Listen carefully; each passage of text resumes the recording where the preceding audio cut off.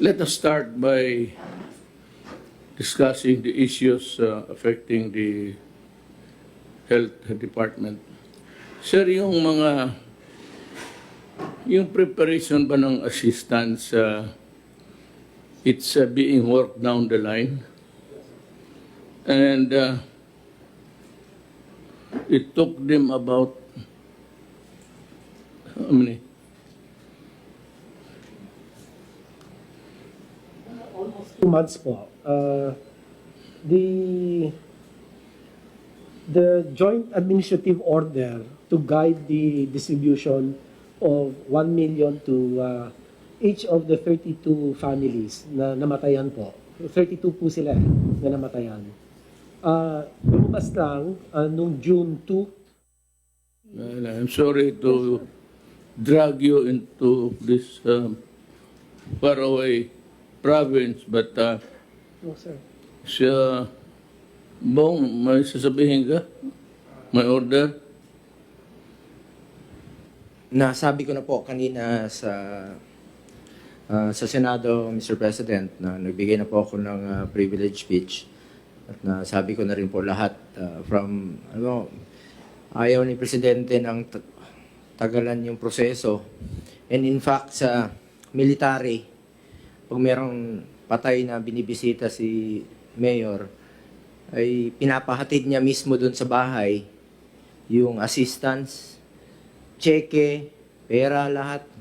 Wala nang panahon na asikasuhin ng mga namatayan yung pagkiklaim ng cash assistance. Pero hindi po katanggap-tanggap dito ay napasa yung batas March 23, March 24. It took 2 months para buuin yung IRR. Kaya nagsalita na po ako kanina sa Senado. Sabi ko, alam kong hirap na po kayo, sir. Hindi nyo kayang mag-isang gawin yan. Dapat naman po yung mga staff, mga ASEC, USEC, down to the directors, ay sana po asikasuhin nyo po yan. Kawawang-kawawa po yung... Hindi man natin nababalik yung buhay, hindi nababayaran ng cash assistance yung buhay nila. Pero konsuelo na lang po yung ibibigay na kaagad sa kanila. Yung gaya na ginagawa ni Mayor sa mga military. In 3 days, in 1 week's time, kahit pagdating pa lang dyan, pagdating ng bangkay sa Metro Manila, nandyan na yung cheque, nandyan na yung cash assistance para sa lahat. Inaasikaso na ano. Well, in that case, they are working under a parang sword if they are not liable. Meaning to say, wala silang kasali. But kung nakasali yung mga yan, hindi na rin natin pakinabangan yan whether they are really productive at this time or not. For the simple reason that we have to move fast. And if we have to move fast, I will sacrifice you even if you are not really a laggard or some... mahirap kasi itong Pilipino hindi na natuto. Kakasabi ko lang, I count when I give an order for something to be done. Hindi ako nagbibilang ng araw, buwan. Nagbibilang lang ako ng araw. Teamwork naman tayo. I understand your problem. And I know that you have a hard time because of, there's the due process, every rules. Now, if you want it done in a hurry, the power to appoint carries with it the power to dismiss. And since it's an absolute thing, for lack of total loss of confidence, I'm removing them because they are not functioning. So we're wasting money paying for these idiots. Kalalaki pa naman ng mga allowances, masweldo niyan. There are so many well-intentioned and well-meaning Filipinos, doctors and all, would want to serve government to contribute to humanity. And we do not have to suffer. Itong mga to, alam pa nila na ginagawa, and nobody was asking who's doing the task today. Nobody was asking o saan ba yung natapon yung responsibility of preparing the implementing rules and regulations. That was what they were saying na wala. Ngayon, kung ikaw pa, I said, just like me, you cannot run your own errands. Yung trabaho mo, hindi mo, ikaw na lang lahat dyan. That's why it's called, you cannot run your own errands. Somebody has to do it for you because you cannot really do it beyond human comprehension kung matrabaho mo, mag-contact pa sila mo. So why don't they just go to the DILG and ask for help? Sana paano ba ninyo dinistribute ang pera pati yung tulong? Itong mga putang inan to, wala, malayo masyado sa ano. I do not think they are really prepared to join government. That's the problem.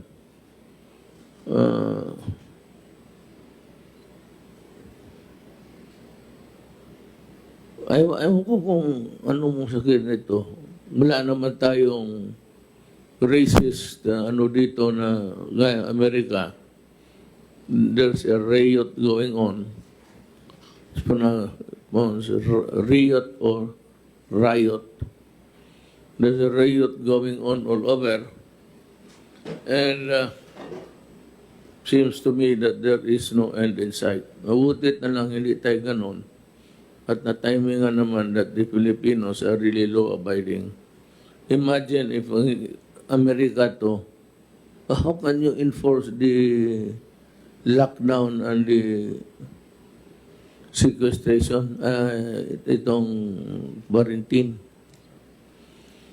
Butit na lang gano'n, no? So, we have to respond to the problem besetting the distribution of the assistance to them. We will comply, Mr. President, with your deadline. Sabi ko, wag silang uuwi tonight, tomorrow, weekend, because you gave a 3-day deadline to distribute the checks.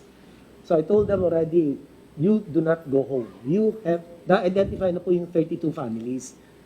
Although, yung sabi sa akin kanina, may mga conflicting claims. May 2 asawa, may ganon. So, sabi ko, count out mo na lang yun. Basta yung bulk, ibigay ninyo. Tapos po, yun din nagkaroon ng severe critical based on your directive, sir. Bibigyan ng 100,000. Buhay naman sila, sir. Pero bibigyan mo ng 100,000. On top of PhilHealth na nagbayad na ng mga 700,000 for each one of them sa critical and severe cases, Mr. President. Yung pinapatutukan ko po, yung 32 families na kailangan po yung ayuda nila na 1 million based on your directive, dapat yun i-release. Ilagay na, cheque, padala, dalhin kung saan yung mga pamilya. Kasi nakakahiya talaga, sir. Namatayan na nga, tapos nagpa-wardi-wardi yung mga tao ko na parang walang sense of urgency, sir. Yun ang talagang sama-sama po ng loob ko, Mr. President. That's why in the beginning, I said that all financial matters, be it in the form of assistance, naibigay ko na nilipat ko yan sa kay Galvez, sa military para madali. And, I do not want also to downgrade your department kasi mawalaan ng identity in the national narratives of what government is doing. Ako, anything, baski na sabihin mo, palamura, hayaan ko na lang yan. Huwag lang korupsyon talaga. Hindi pwede korupsyon. Magto 2 years na lang ako, tapos mag-iwan pa ako ng dirt dito sa... So that's one. We'll just wait. The second urgent, yung delivery also of the assistance to the different indeed the indigent people, yung sa bukid. Do we have the mechanism for this already? Well, we can, but should not jeopardize the lives of the soldiers who are there just guarding the... Kung okay na yan ang distribution. So if there's any problem, Del, but is a General Galvez, you can bring it out now. Bring it out now. Kung may problema kayo.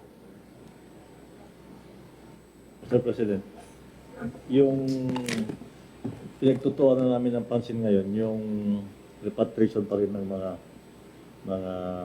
OFWs at seafarers dahil ayaw nating maulit yung nangyari noong nakaraang buwan na naipon sila sa Manila at may umabot pa na 1 buwan. So, itong nakaraang araw, nag-meeting kami nila Secretary Bello, Secretary Anyo, Secretary Galvez, at saka yung ibang pang mga ahensya na involved dyan. At napagkasundo namin, Mr. President, na pagka dumating yung OFW,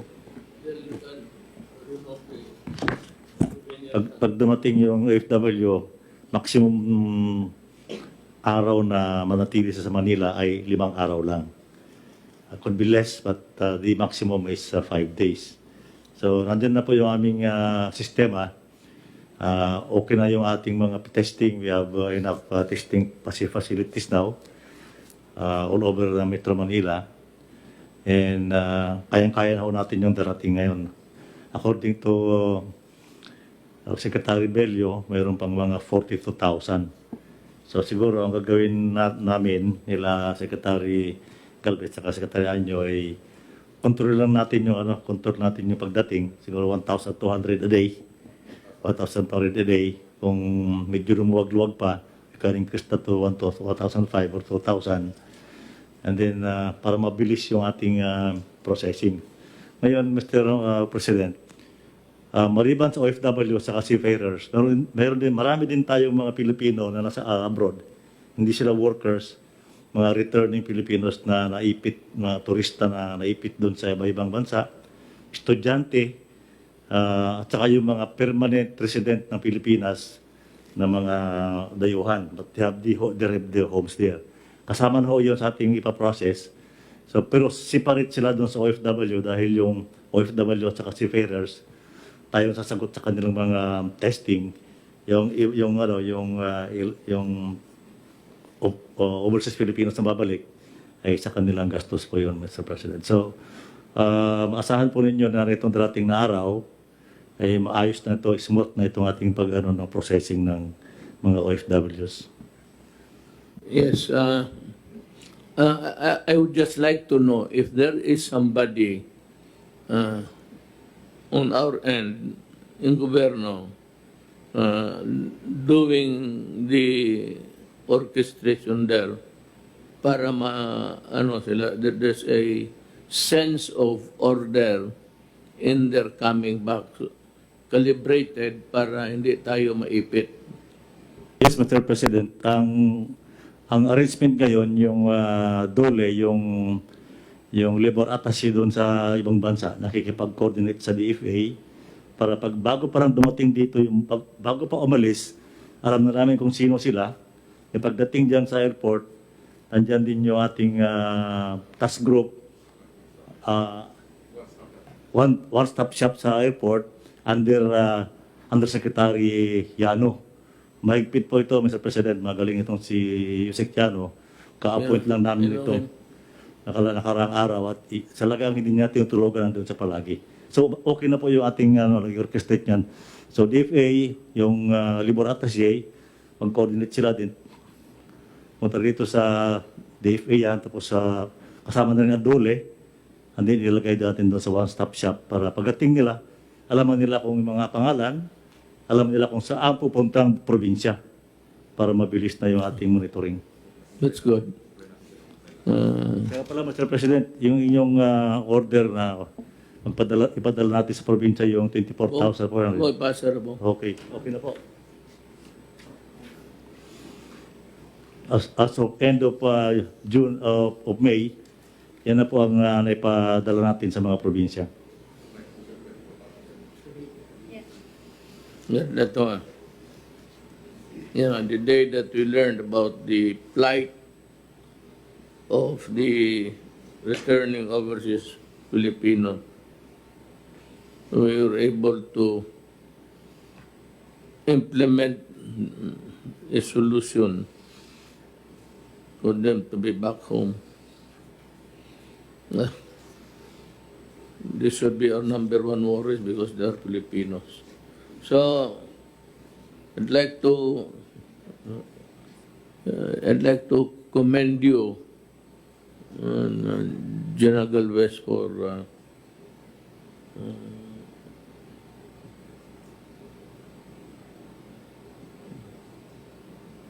giving your heart in this endeavor. Alam mo, nung maliit pa kami, sir, bahay namin malapit lang rin dito. It was the last house facing the Times Beach. Ito, kinain lang ng erosion eh. Beach ito noon. Dinner time. Alam mo, itong mga anak ng politiko, saya mo sa hindi, gagapangin ka.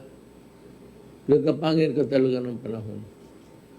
So ako naman, ako yung pinaka-maingay bugiro sa pamilya. Sabi ko, gusto ko kung ako gobernador rin. Tapos itong mga kapatid ko, mga ulol, ako, mayor, ganon. Pinara kami ng tatay ko, sabi niya, shut up. Sabi niya, kung magpasok ka ng politika at peke yung loob mo, when you want to be just called governor, yan ang gusto mo, tawagin ka governor.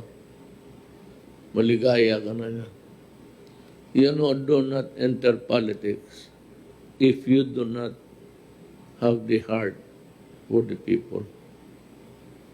Sabi ng tatay, kung kita mo ako, gisingin ako dito ng madaling araw, may problema.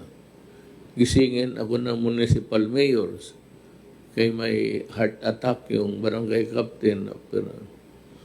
So, day at a time or night. Sabi niya, you must, I said, be ready to serve.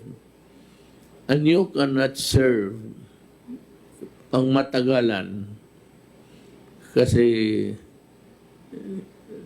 papagurin ka, ma-burn out ka. At kami noon, wala pa naman masyadong hotel. Ang mga municipal mayor, lalo ng Oriental, wala pang road. It was built during my father, pero walang road pa. Magsakay ka pa ng barko. Pagdating dito, sa bahay pa magpunta. Yung bahay namin maliit. Hindi naman kasing liit, pero maliit talaga. And we have to wake up and transfer to the room, sleep on the floor in my mother and father's bedroom, because ina-appropriate nila mga pamilya ng ganun nun ang politika sa ano. So, yung parang yung rapport ko sa tao went beyond my father. I was able to see.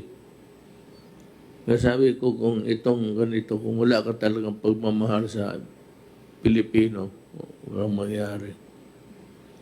This is not an easy job to do. It requires you to think, and find ways to solve the problem. You know, maybe not here, but in some place, when you die, there is a special place for you.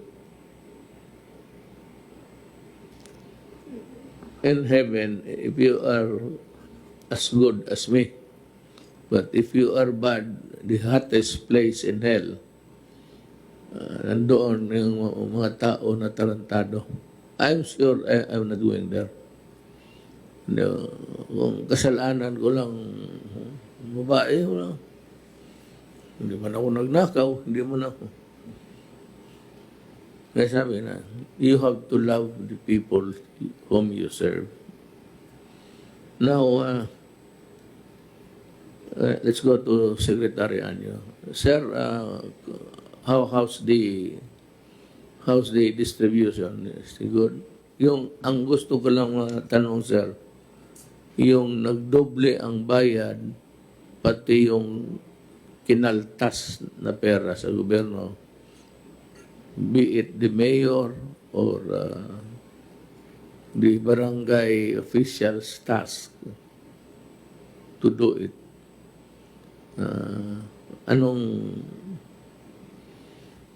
Opo, Mr. President. Tuloy-tuloy po yung pagkuha namin ng mga pangalan at pagkaso sa mga barangay officials nito. 155 barangay captains and officials na po yung aming iniimbestigahan.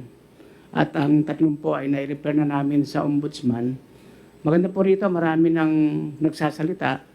Kasi po lahat ng mga nakatanggap ay ipinaposte namin yung kanilang mga pangalan sa mga barangay halls para makita ng mamamayan kung sino talaga yung mga nakatanggap.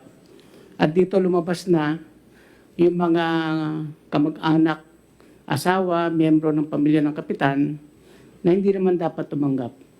So lahat mo ito ay kakasuhan namin sapagkat labag po sa batas yung kanilang ginawa. Sa unang tranche po ay halos kompleto na. Almost 99% na yung ating na-distribute at piniprepare po ng DSWD yung pangalawang tranche. At unahin po natin yung 5 milyon na hindi nakatanggap. Sa huling ulat po ay 4,094,311 names na ang naisubmit ng ating LGUs. Sila po yung bibigyan ng priority.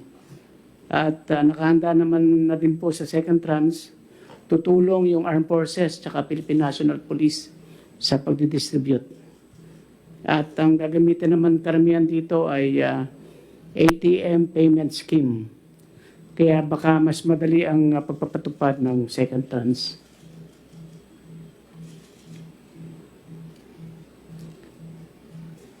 So tuloy-tuloy po, Mr. President, yung pag-iimbestiga natin. At maraming pangalang dumarating sa amin. Yung mga, ang sabi ko nga po, yung mga kapitan na inilagay yung kamag-anak, miyembro ng pamilya, doon sa listahan ng mga nakatanggap, pati na rin po yung mga nagdoble. Tuloy-tuloy po.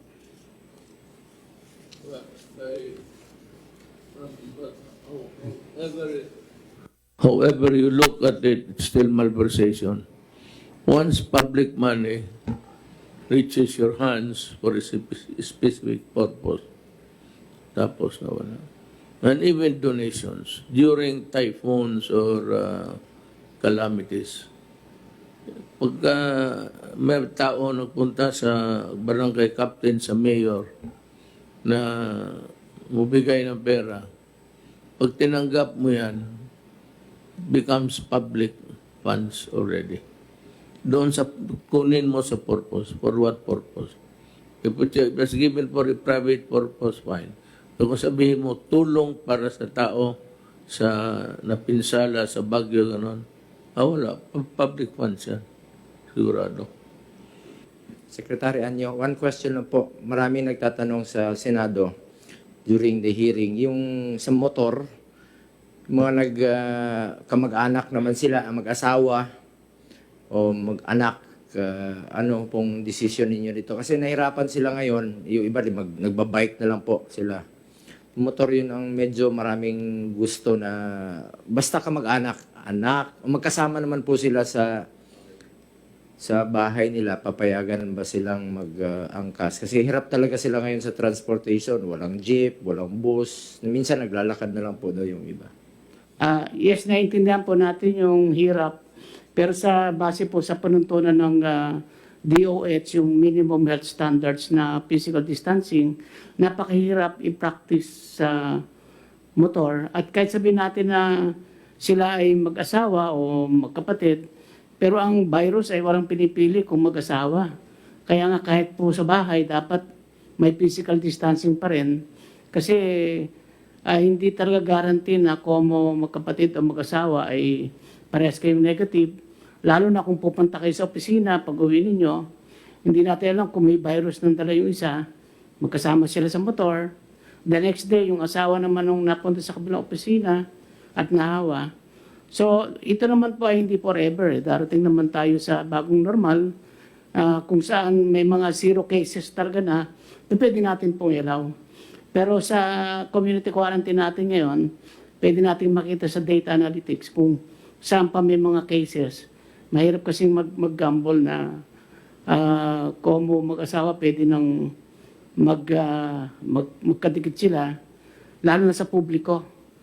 Actually, sa loob ng bahay, wala po tayong magagawa kung sila'y mag-violate ng physical distancing. Pero sa publiko, napakahirap makita ng iba na pinapayagan nating magkadikit sila at nagpapatupad tayo ng physical distancing at saka pagsusunod ng mask.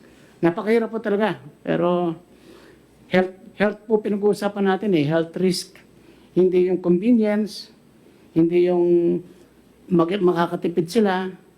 Pero buhay pagka nahawa yung isa, sigurado mahawa yung isa, it is costlier kung mamamatay sila. So sa ngayon po, yan ang stand namin ng DOH habang wala pa tayo sa bagong normal o habang hindi pa natin talaga nasisiro yung case sa isang lugar, hanggang ngayon ay yun muna ang ipapatupad natin. Ako, sang-ayon ako na mahirap talaga ngayon. We are in hard times. I don't know if we can go back to the same old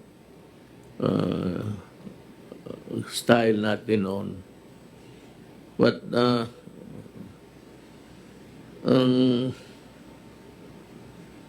ang mukha ko na lang nakadikit palagi sa CNN, especially when it comes to the doctors who will be talking. The earliest that we can have, not have, the earliest that mayroon na sila, they're in the final stage of testing. Ang Moderna, it's a Moderna, it's a US, pero it's backed up by several. Mukhang mauna ito sila. And said is a mid-summer available na. But they can only produce 200 million. And that is only good for America, something like 3.14 million. Sila kulang pa yung, well, kung ibigay nila, if they will share the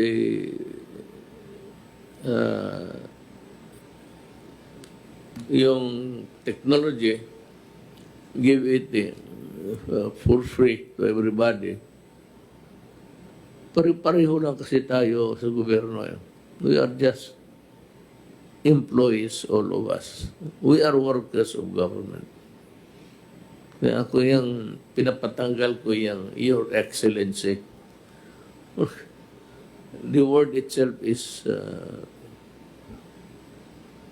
it's a burden to yung paggamit ng the President, Rodrigo Duterte, or Cardinal, tapos Archbishop of Manila.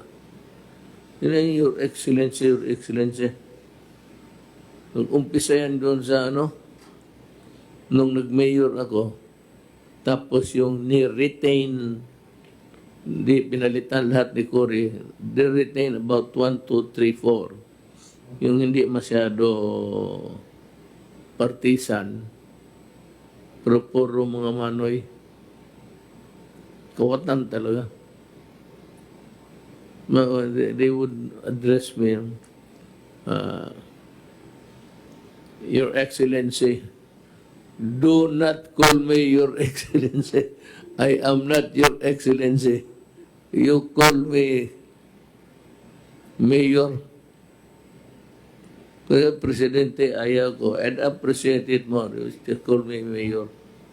Huwag mo na dagdagan yung Presidente. Just a title. After all, I said we are all workers of government. I do not mention Malacanang in public. I just say my office. And I say we are workers of government and we have to do something about it. I'd like to this time shift from a conference with the cabinet members together with Senator Bongo. He is here because he's complaining to me. And I said, what is your stand? I said, I'm going to deliver privileged speech because this is something which boils down into a public interest. Di sinasabi ko na noon na madalian to. Itong mga assistants dapat dumating kasi nga pagkain ng iba. Kung pagkain, mabahaw na yan, mapapanis na. Kaya pati yung mga bigas, sabi ko, it must be delivered forthwith. Or, another word for that is immediately. Ang nangyari ho, dito sa release ng namatay at nagkasakit at yung 1 million sa namamatay, iutos ito sa bayanihan akin. At bakit?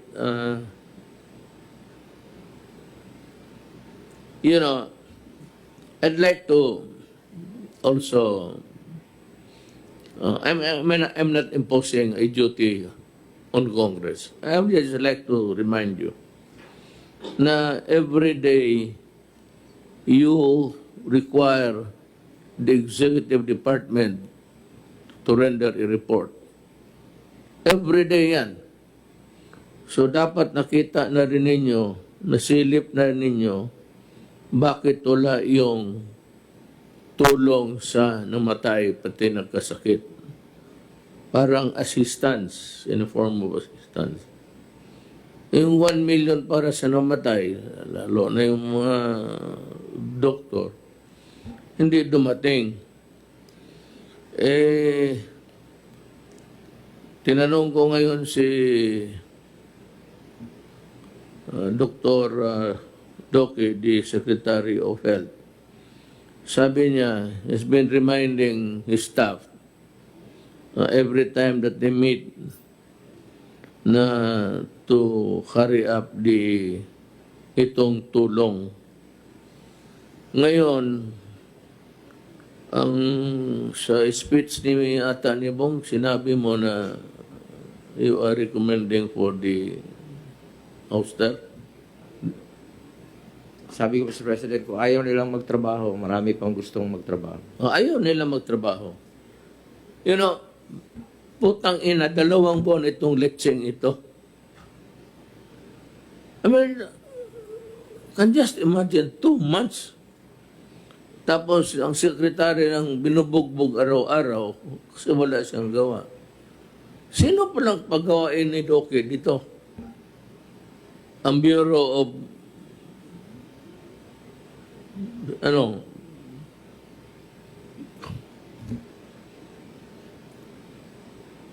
sino magawain niya? Paggawain niya, yung Department of Health. Hindi yung Bureau of Fire. Saan mo pala siya maghingi ng tulong? Where do we get the resources? Both money and the human workers there. Sa kanyang opisina. Ay po, 2 buwan, this is totally unacceptable to me. Now, I am asking Secretary Duque to form a new team that would focus on the immediate delivery of the assistance that should be given to those who were yung namatay tapos yung nagkasakit. And I expect it within 24 hours. Kaya kung wala pa kayong trabaho, mas lalo na. Buti sana kung maabutan ng a new team who will take over na mayroon silang makitang trabaho ninyo, and from there they would just add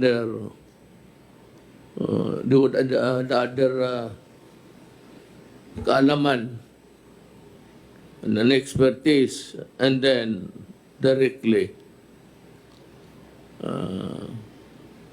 deliver the assistance immediately. Secretary Duque, you have the full authority to assemble a team. It may not really be from your office or from the department itself. You can get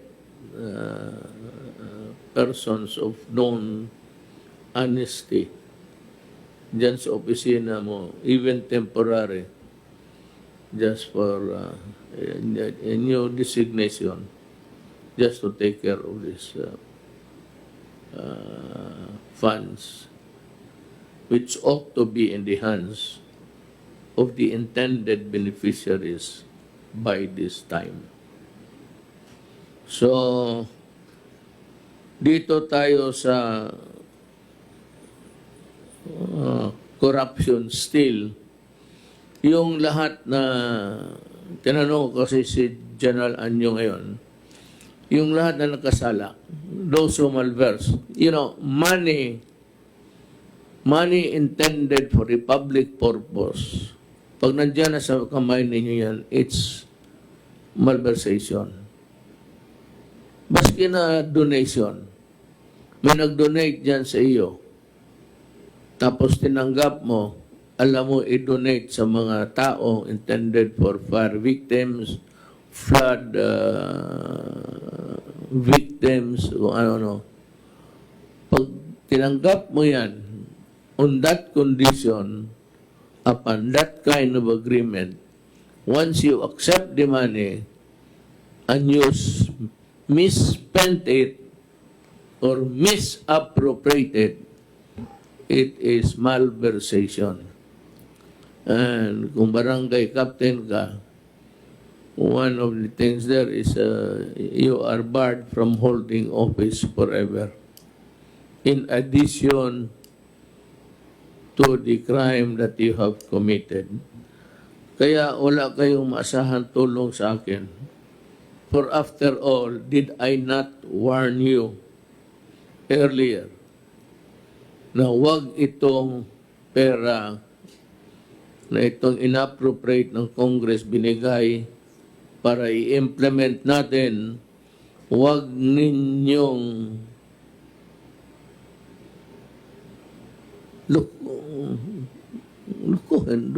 do not, hindi na ako magmura kasi nagsimba ako. So, iwas muna ako.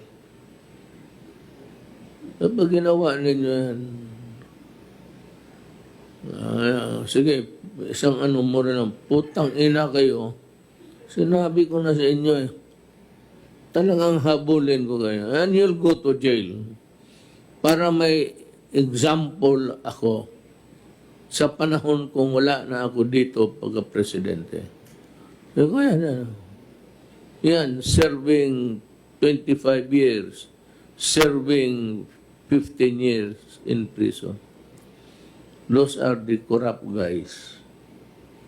Dito sa taas, mga marunong ito. Pero mayroon akong last week na dinismiss na sino gani mo? Sa Department of Defense. Office of the Rwandan sa'yo. Office of the Civil Defense. Siya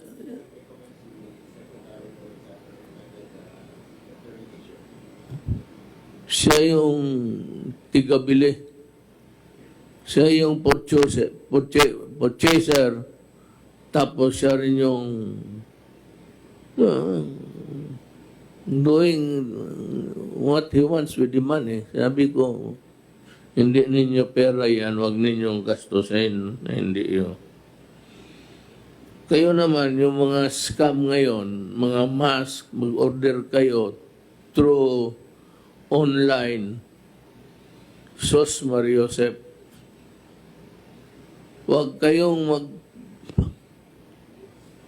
do not go for that kind of shit, yung magbili-bili kayo online, mag-mask, tapos ang kakatext inyo is from Pampanga, from Abra. Saan sila makuha ng mask noon? Wala nga dito sa Manila. Dito kayo sa Manila, sa mga hold-upper, pwede pa. Pwede kayong bumili. Mayroon pa yung putang in-stock ng mga animal na yan. Wala dito. So be careful about lukuhan to ngayon. No, the best is give me the goods, I pay you. Or better still, give me the goods, I will examine it. If it is really the one that I ordered, then I will pay you. Huwag kayong bumili ng mga online na lalo na magpadala ka ng pera. I'd like to address this to everybody. Mga kababayan, do not fall for that thing online. It has never been perfected. And all the scams that man could think of that they can perpetuate on the innocent public, pinag-aaralan nila yan. Ang iyo dyan is, i-deliver mo, tapos tignan mo yung maskara. Kung hindi isang ayon sa in-order mo, papasukin mo sa loob yung nag-order ng nagdala ng mask. Talian mo. Pagkagabi, maghanap mo ng sakyan, ihulog mo sa Pasig River. Mamili ka. Maraming tulay dyan. Alas 3 na madaling araw, wala na dumadaan dyan. Baski anong ihulog mo, wala nang makialam dyan. Itong mga animal na ito, they take advantage of the misery of people. Kung ako, yan ang gawin ko sa inyo. Talian ko yung paa ninyo, pati kamay ninyo. Saksakan ko yung bunganga ninyo, yung medyas ninyo mabaho. 5 araw na walang laba. Tapos talian ko ng panyo. Ihulog kita sa Pasig. So, yung mga ano, nandito na naman tong mga ano, gustong lumabas. Basta kung labas ka, if you are those allowed to go out, do not forget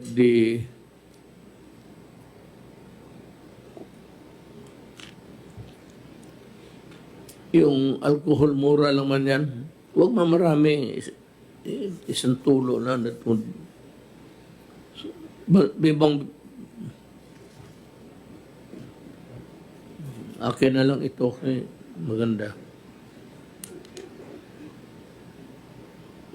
Ganon lang yan.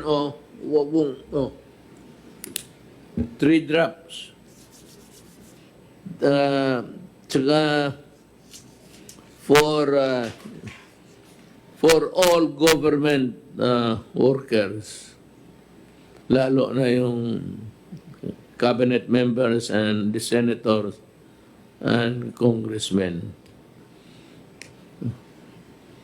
and the bureaucracy, yung bureaucratic echelons.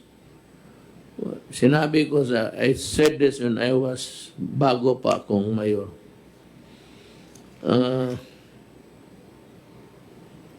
Panahon sa lukuhan, hindi naman talaga natatanggal yan. There's always a sucker born every minute. Huwag kayong magpaloko, lalo na yung maggamit ng pangalan ko. Kasi yung maggamit ng pangalan ko, sigurado, palpak yan, racket yan, krimen yan. Kasi kung negosyo mo tama, walang problema, bakit gamitin mo pangalan ko?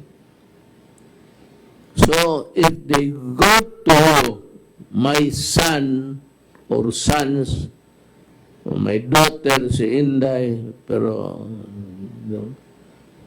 just to emphasize the point, maski sinong magdala na Duterte siya, do not entertain. Sabihin mo, ma'am, sir, pwede ho kayong lumabas. We are not allowed to entertain you. And whatever you are asking from us, it has to be denied. Even if it is meritorious, even if it is correct on all fours. Hindi ho kami dapat mag-entertain. Huwag na naman yung pagalitan para hindi naman pwede ho kayong umalis. That's kasi si Mayor hindi talaga nakikaalam kailanman.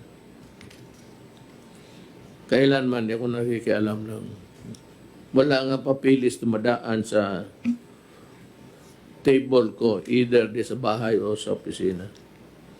Basta transaksyon na perang mga reclamation, mga billion MRT.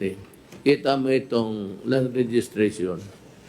Away-away na sila kasi 1,000 hectares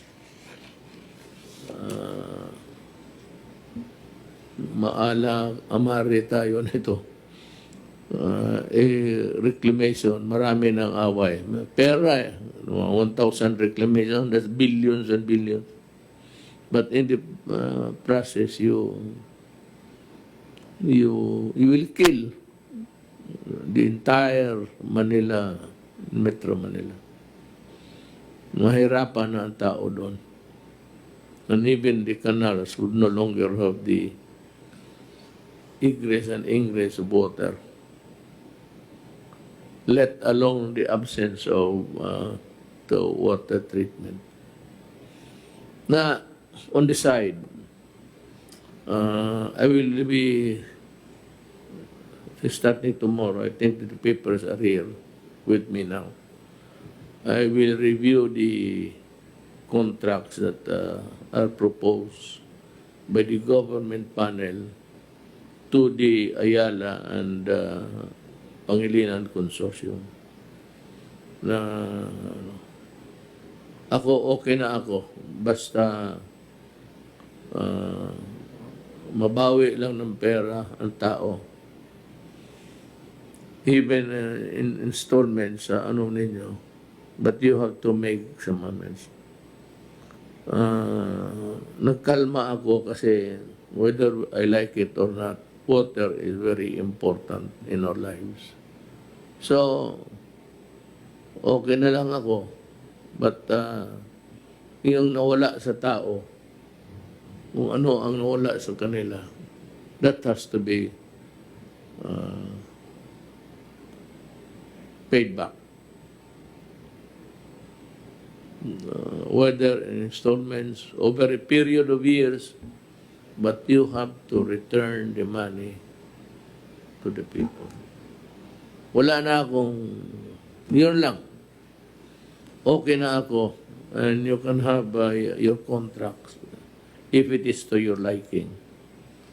But if it's not, then we proceed with another phase, which is really filing of the cases. Ako naman, in the process, I was very, well, of course, adamant and said a few cuss words, of which I apologize. Sa galit ko yun, naloko ang tao, ilang taon. At parang, I'm willing to forget it. Just give us a contract that is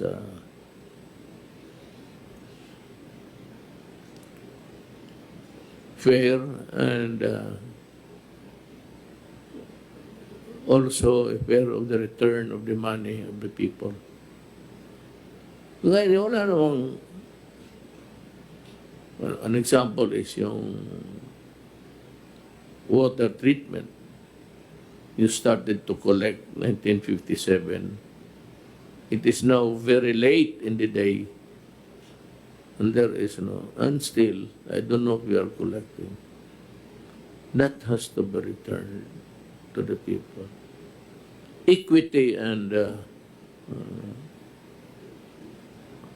fairness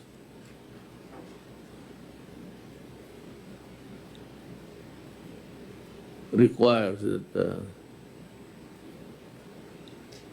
we should return the money to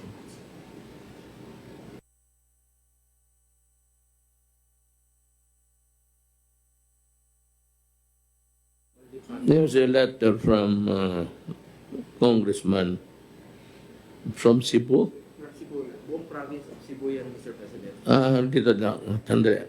A manifesto strongly supporting Governor Gwen Garcia and the Provincial Board of the Province of Cebu in their effort to allow and regulate passengers if private motor vehicles are allowed. Well, alam mo, for one, mga Cebuano,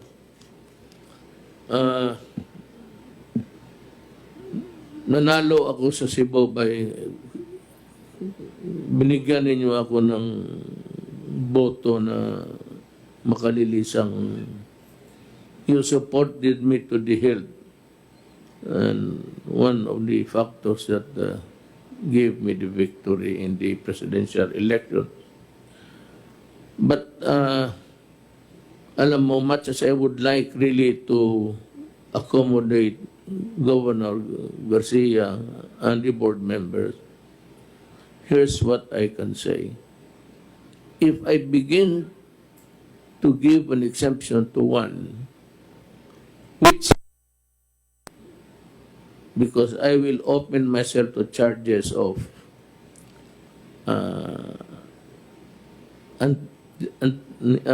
anti-graft law, giving another an undue advantage. There's a provision there, which is, there is the third sentence. Giving undue advantage to the other, to the prejudice of another. Giving advantage to a person to the prejudice of another in a matter of ganito. So, pag binigyan ko kayo ng exemption, and the others will follow. Hindi nga siguro magdemanda, but others, not from government, we want to just test the capacity of a president of breaking the law. Kung idemanda talaga ako, I'm a prosecutor, I said before I became mayor, I think may tama ako dyan. That's one.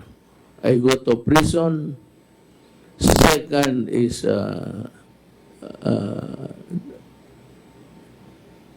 discriminatory,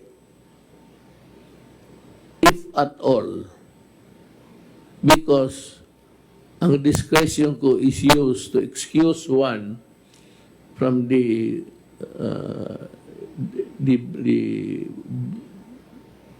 the burden of the law that is placed on another. Pag excuse ko to na talagang hiritan ako ng kaso, sigurado yan. Now, or after I go out of the office. Ang tinatakot lang naman nila sa akin na ipakulong nila ako sa International Court of Justice, Court of Criminal Court. Hindi man ako naniwala dyan. Pero dito, Philippine setting, talagang mayayari ako.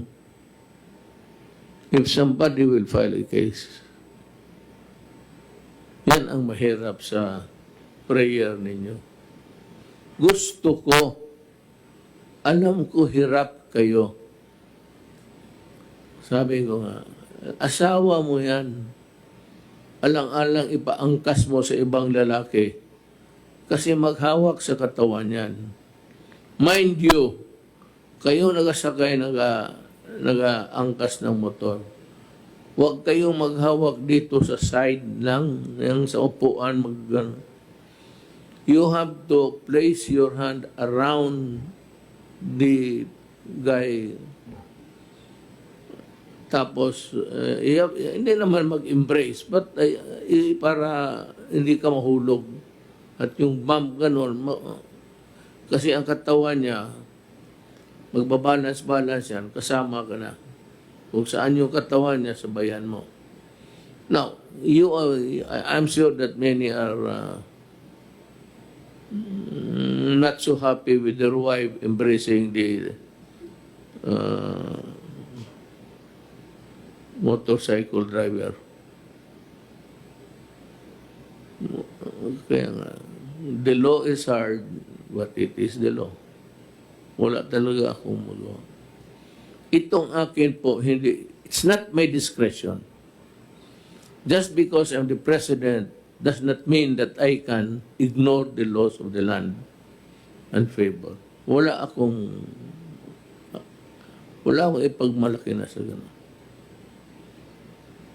Yung mga cabinet members ko, hindi ko makilala yan. Hindi ko makilala. Except for Secretary Doki, I remember I was at the lobby of, at the entrance of Edja Shangri-La. Tapos somebody whispered to you, nandyan si Mayor. Then lumapit ka sa akin. I'm Secretary. I know. You are very popular, sir, sa TV. Hindi ko alam hanggang ngayon. Hindi ka na naghinto maging TV. I am sorry. I said, it's not your fault. And I'm not ready to let go of people na lang kung nagtatrabaho talaga. Even if they commit mistakes. As long as it is an honest mistake, sabihin namin na porsiyan or walang problema sa akin. I can live with it. Here is a report from Archie Gamboa, PNP chief. Ang PDEA, pati ang polis ng PDEA, ano ito PDEA? Philippine National Police Drug Enforcement Group. PDEG, ang Bulacan PNP Provincial Office successfully, telegraphic man ito, successfully, sabi natin, arrested in a buy-bust operation in Barangay Lias, Marilao, Bulacan on June 4, today at 3 p.m. Suspects were Yuen Kai, Chinese national, Angela Tulio, Len Tulio. The whole consists of 63 boxes of shabu, which when weighed, it would amount to 756 kilos, worth 5,140,800. It's Mr. President, 5 billion po. 5 billion and 140 million. 5,104,800. It's 5.1 billion, one of the highest. Kayong mga human rights, makinig kayo ha. Makinig kayo. Potang ina ka, makinig kayo sa akin. Ang Pilipinas hindi talaga nahinto. We are already a transshipment at saka yung Senyalosa, yung dreaded gang ng South America na sa Senyalosa sa lugar ng Mexico yan, pumapasok na dito. Kita mo, 5.1 billion. Malaki to. Tangina ninyo, hindi matapos itong, sabi ko ganito, 5.1 billion, it will destroy my country. Because the 5.1 billion of shabu will be consumed by millions of people. Tapos kayo dyan, kung may mamatay, may namatay na pulis ko, wala lang man kayong... And many policemen have died along the way in our journey to fight drugs. Isa yan sa pinangako ko. So, despite of the pandemic, the police are working. So kita mo ang mga police ko, nagtatrabaho. So unmindful of the fact that they can get the COVID by their dedication. So officially, I would like to congratulate the PNP at si Archie Gamboa, General, taga Davao to.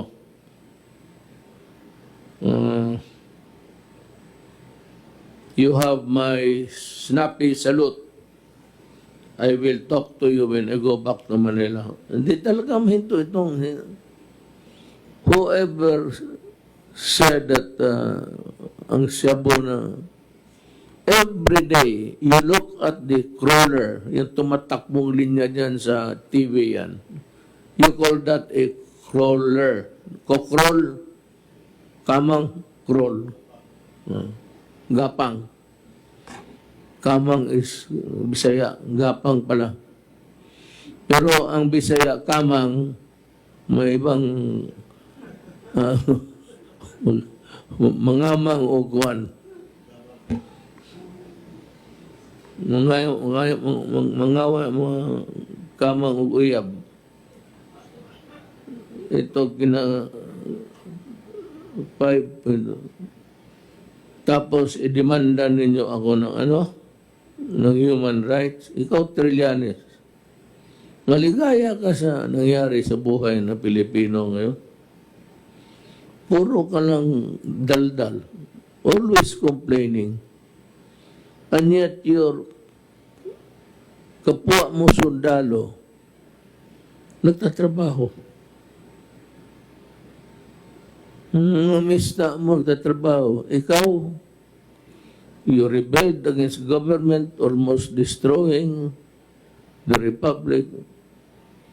You've been a senator, you did nothing but to glorify yourself. Now you are criticizing about still itong droga. It's 5.1 billion and you might want to check it out. What I'm saying is, aside from the NPA,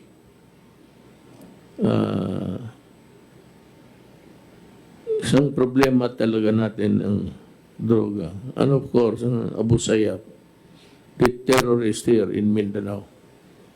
Marami yan, mga maote, mga splinter group, all engaged in illegal activities.